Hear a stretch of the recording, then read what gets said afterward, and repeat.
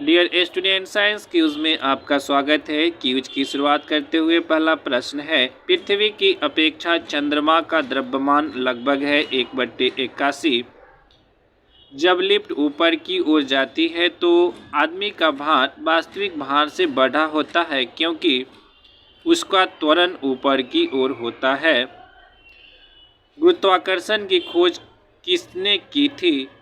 Newton ने गुरुत्वाकर्षण की खोज की थी। केपलर ने खोज की कि वे ग्रह कक्षा में चलते हैं जो डैश है, इलिप्टिकल अर्थात दीर्घवृत्तीय। केपलर ने ग्रहों की गति के विषय में बताया और 3 नियम दिया। केपलर के पहले नियम के अनुसार प्रत्येक ग्रह सूर्य की परिक्रमा दीर्घवृत्तीय कक्षा में करता है, यानी इलिप्टिकल कक्षा में करता है। आंसर होगा आपका सी। अगला प्रश्न है,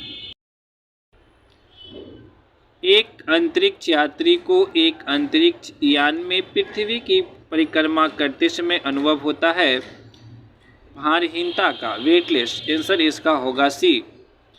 प्रश्न संख्या 6 को, एक उपग्रह पृथ्वी के घूर्णन की दिशा में पृथ्वी की परिक्रमा कर रहा है। इस उपग्रह में एक प्रेक्षक को पृथ्वी की अभमध्य रेखा पर स्थित एक बिंदु प्रत्येक 8 घंटे बाद दिखाई देता है। उपग्रह कितने समय में पृथ्वी की एक परिक्रमा पूरा करेगा? आंसर होगा बी, 16 घंटे। भू-अस्थायी उपग्रह पृथ्वी के चारों ओर एक चक्कर लगाता है। भू-अस्थायी उपग्रह में पृथ्वी सतह से इस उपग्रह को देखे जाने पे हमेशा यह एक ही स्थान पे दिखाई देता है, इसीलिए इस उपग्रह को भू-अस्थायी उपग्रह कहते हैं। और ये 24 घंटे समय लेगा, तो आंसर क्या होगा इसका सी। विभिन्न ग्रहों के सूर्य के चारों ओर गति के नियम प्रतिपादित करने वाले थे केपलर। केपलर ने ग्रहों के गति के नियम के विषय में बताया, तो इसका आंसर होगा बी, यानी केपलर। चंद्रमा को अपने कक्ष के सापेक्ष एक पूरा चक्कर लगाने में कितना समय लगता है? चंद्रमा को अपने कक्ष के सापेक्ष एक पूरा चक्कर लगाने में जो समय लगता है लगभग 28 दिन, करीब 28 डेज। आंसर होगा सी। अगला प्रश्न होगा, पृथ्वी सूर्य के चारों ओर घूमती है क्योंकि दोनों के बीच गुरुत्वाकर्षण बल है। फिर से, पृथ्वी सूर्य के चारों ओर घूमती है क्योंकि दोनों के बीच गुरुत्वाकर्षण बल है, दोनों के बीच में विद्युत बल है। पृथ्वी सूर्य की ओर दूसरे खगोलीय पिंडों द्वारा धकेली जाती है, अभी तक कारण का पता नहीं चला है। इसका आंसर ये होगा, दोनों के बीच में गुरुत्वाकर्षण बल है, इसलिए। क्वेश्चन नंबर 11, पृथ्वी पर वायुमंडलीय दबाव का कारण है पृथ्वी का घूर्णन, पृथ्वी का परिक्रमण, गुरुत्वाकर्षण। आंसर होगा सी, गुरुत्वाकर्षण। पृथ्वी पर वायुमंडलीय दबाव का कारण है गुरुत्वाकर्षण बल। पृथ्वी का प्लायन वेग कितना है? तो पृथ्वी का प्लायन वेग 11.2 किलोमीटर प्रति सेकेंड, ये पृथ्वी का प्लायन वेग है, अर्थात इसके वेलोसिटी का वैल्यू है। अगला प्रश्न होगा, मानव द्वारा बनाए गए उपग्रह स्थापित होते हैं। मानव द्वारा जो उपग्रह बनाए जाते हैं अर्थात कृत्रिम उपग्रह, वो किस मंडल में स्थापित किए जाते हैं? तो समताप मंडल में। आंसर होगा आपका बी, समताप मंडल। भारहीनता होती है। अगला प्रश्न है, भारहीनता होती है गुरुत्वाकर्षण की शून्य स्थिति।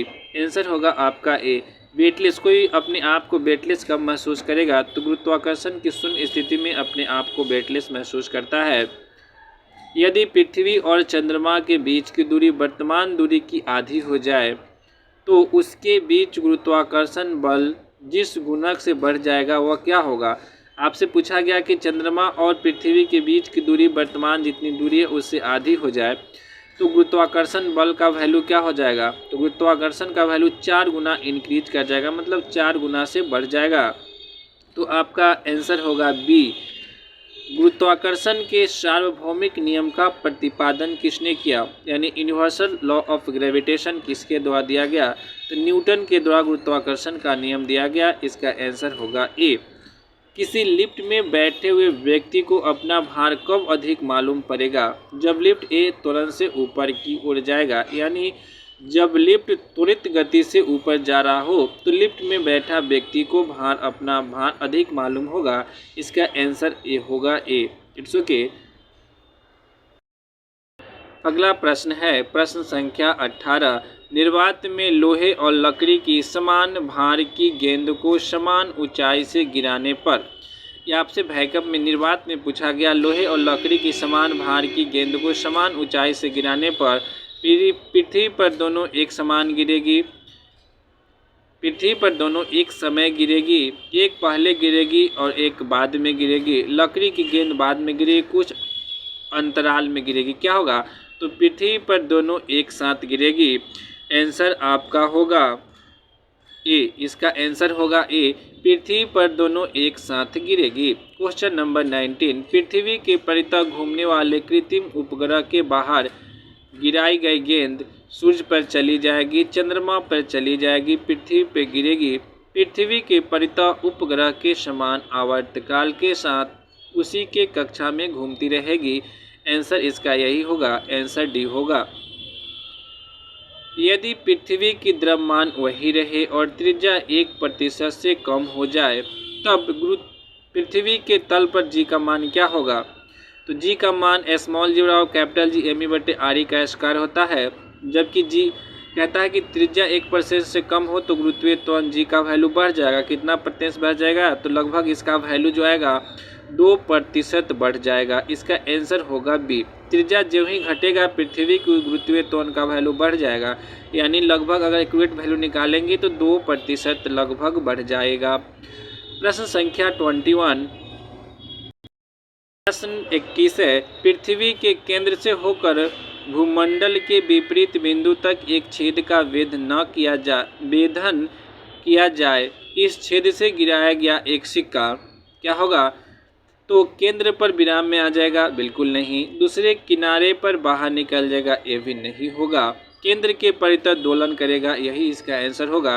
केंद्र के परितः दोलन करेगा यानी SHM करेगा, इसका आंसर होगा सी। अगला प्रश्न है 22 नंबर। एक अंतरिक्ष यात्री पृथ्वी के बराबर द्रव्यमान किंतु उसके द्रव्यमान का 3 गुना द्रव्यमान वाले ग्रह पर जाता है। यदि पृथ्वी पर उसका द्रव्यमान 60 किलोग्राम है तो उस ग्रह पर उसका वजन कितना होगा? वजन यानी किलो, द्रव्यमान ही पूछ रहा है। तो द्रव्यमान किसी पिंड का क्या होता है? मौलिक गुण होता है। स्थान में परिवर्तन होने से द्रव्यमान नहीं बदलता है, यानी जब वो 60 kg का है तो किसी अन्य ग्रह पे भी जाएगा तो उसका द्रव्यमान 60 kg ही होगा, यानी 60 किलोग्राम होगा। तो इसका आंसर होगा ए। भार नहीं पूछा जा रहा है आपसे, द्रव्यमान पूछा जा रहा है। द्रव्यमान अपरिवर्तनशील होता है। स्थान में परिवर्तित होने से द्रव्यमान नहीं बदलती है। यदि वो 60 kg किसी अन्य ग्रह पे तो किसी दूसरे ग्रह पे भी 60 kg ही होगा। It's okay. अगला प्रश्न है प्रश्न संख्या 23 प्रश्न है, एक वस्तु का वजन अधिकतम होता है पृथ्वी के ध्रुवों पर। एकदम सही जवाब। इसका जो आंसर होगा ए, पृथ्वी के ध्रुवों पर इसका किसी भी पिंड का वजन अधिकतम होगा। पृथ्वी के ध्रुवों पर, पृथ्वी की भूमध्य रेखा, पृथ्वी की सतह से 100 किलोमीटर नीचे, पृथ्वी की सतह से 100 किलोमीटर ऊपर, बिल्कुल नहीं। इसका आंसर ये होगा, पृथ्वी के ध्रुवों पर अर्थात पोल पे। अगला प्रश्न है 24। भू स्थिर उपग्रह की पृथ्वी से ऊंचाई कितनी होती है? भू स्थिर उपग्रह कहने का मतलब पृथ्वी सतह से देखे जाने पर वह हमेशा एक ही स्थान पर दिखाई देता है, उसे भू स्थिर उपग्रह कहते हैं। पृथ्वी सतह से उसकी ऊंचाई होती है 36,000 किलोमीटर, नॉट 3600 किलोमीटर, 36,000। इसका आंसर होगा ए। आप इसे ध्यान में रखेंगे। दो गेंदें जिनका भार अलग अलग है, एक मीनार से गिराई जाती है तब भारी गेंद धरती पर पहले पहुंचेगी। दो गेंदें जिनका भार अलग अलग है ना, जिसका भार अलग अलग है, एक मीनार से गिराई जाती है तो भारी गेंद पहले पृथ्वी पर पहुंचेगी। तो 25 का आंसर क्या होगा? तो 25 का आंसर ये होगा, भारी गेंद पहले धरती पे पहुंचेगी। यही जब निर्वात में गिराते तो दोनों समान त्वरण से समान समय में पृथ्वी पर पहुंचती। Question number 26। किसी पिंड के द्रव्यमान और भार में अंतर होता है क्योंकि, देखिए क्वेश्चन यहाँ तो रिपीट कर रहा है। किसी पिंड के द्रव्यमान और भार, द्रव्यमान तो किसी पिंड का मौलिक गुण होता है और भार क्या होता है? उस द्रव्यमान पर गुरुत्व का प्रभाव होता है। अब दोनों में अंतर होता है क्योंकि द्रव्यमान परिवर्तनीय होता है, बिल्कुल नहीं। द्रव्यमान स्थिर रहता है जबकि भार परिवर्तनीय होता है, इसका आंसर होगा वी। It's okay. तो द्रव्यमान स्थिर रहता है जबकि भार परिवर्तनीय होता है, इसका आंसर होगा बी। चलिए अगले प्रश्न की ओर। प्रश्न संख्या 27, ग्रहों की गति के नियम किसने प्रतिपादित किए थे? ग्रहों के गति के नियम प्रतिपादित किए केपलर ने। क्या कौन सा? तो केपलर ने। ग्रहों के गति के नियम किसने प्रतिपादित किए? तो केपलर ने। ग्रहों की गति के नियम किसने प्रतिपादित? केपलर ने। केपलर ने ग्रहों के गति के नियम दिए और उनके द्वारा 3 नियम दिया गया। तो ग्रहों के गति के नियम के प्रतिपादक कौन है? केपलर है। अगला प्रश्न है 28, किसी वस्तु का भार अधिकतम होगा। किसी वस्तु का भार अधिकतम कहाँ होगा? वायु में, जल में, हीलियम में, निर्वात में। किसी वस्तु का भार अधिकतम कहाँ होगा? तो वायु में बिल्कुल नहीं, जल में, हीलियम में, निर्वात में। तो किसी वस्तु का भार अधिकतम कहाँ होता है? आप जो सोच के बताइए, इसका आंसर हमें कमेंट बॉक्स में लिखिए। तो किसी वस्तु का भार निर्वात में अधिकतम होगा। कहाँ होगा? निर्वात में। किसी वस्तु का भार अधिकतम कहाँ होगा? तो निर्वात में। क्यों होगा? देखिए, वायु में, वायु के द्वारा क्या होगा? उत्प्लवन फोर्स लगेगा। जल में उससे अधिक फोर्स लगेगा। हीलियम भी गैस है तो इसमें भी कुछ कम है। निर्वात में यहाँ शुद्ध वैल्यू आपको प्राप्त मिलेगा। तो किसी वस्तु का भार अधिकतम कहाँ होगा? आप आंसर को ध्यान में रखिए, निर्वात में। कहाँ होगा? तो निर्वात में। अगला प्रश्न है 29, पृथ्वी के उपग्रह का कक्षीय वेग निर्भर करता है। पृथ्वी के उपग्रह मतलब ऐसा आकाशीय पिंड जो पृथ्वी की परिक्रमा करता है, उसे पृथ्वी का उपग्रह कहेंगे। कक्षीय वेग किस पे निर्भर करता है? कक्षा की त्रिज्या पर, उपग्रह के द्रव्यमान पर, उपग्रह के वेग पर, सूर्य से उसके दूरी पर। तो कक्षा की त्रिज्या पे उसकी निर्भर करता है। तो वैल्यू क्या होगा? इसका आंसर होगा ए। कक्षा की त्रिज्या पर, जिस कक्षा में वो घूम रहा है उसकी त्रिज्या पे उसका कक्षीय वेग निर्भर करता है। It's okay. इसका आंसर क्या होगा? ए होगा। Question number 30 and last question है, इसका जवाब हमें जल्दी से कमेंट बॉक्स में लिखकर भेजिए। चंद्रमा पर वायुमंडल नहीं है। आपसे पूछा गया चंद्रमा पर वायुमंडल नहीं है, क्योंकि वहाँ प्लान वेग का मान कम है। यह पृथ्वी के अति निकट है। बिल्कुल नहीं। प्लान वेग का मान कम है। यस, इसका जवाब होगा बी। चंद्रमा पर प्लान वेग का मान कम है, इसलिए वहाँ के जो गैसेस है प्लान कर जाता है और प्लान करके किसी अन्य ग्रह पर चला जाता है। इसलिए चंद्रमा पर क्या है कि वायुमंडल नहीं है। गुरुत्वाकर्षण बल का मान वहाँ बहुत कम होने की वजह से वहाँ वायुमंडल नहीं टिक पाता है।